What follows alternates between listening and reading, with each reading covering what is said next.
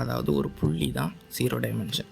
அந்த புள்ளியால் நகர முடியாது, எதுவுமே பண்ண முடியாது. ஆனால் அதில் 2வது புள்ளி வந்துச்சுன்னா அது வந்து ஃபஸ்ட்டு டைமென்ஷன். அதால் ஈஸியாக நகர முடியும், எல்லாமே பண்ண முடியும். இப்போ இந்த வீடியோ பார்த்தீங்கன்னா மேலே போகலாம், கீழே போகலாம். ஆனால் மேலே போகலாம், கீழே போகலாம், இப்படி வர முடியும்.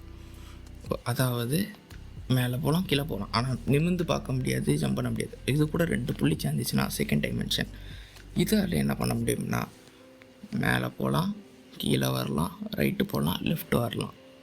அதான் இப்போ இந்த வீடியோ இப்போ போடுறேன் பாருங்கள். மேலே போவோம், கீழே போகலாம், லெஃப்ட்டு வரலாம், ரைட்டு வரலாம். இது வந்து 2D. ஆனால் இவங்களால் என்ன பண்ண முடியாதுன்னா ஜம்ப் பண்ண முடியாது, திரும்பி பார்க்க முடியாது, மேலே எட்டி பார்க்க முடியாது. அதுக்கு தேவை தான் 3D.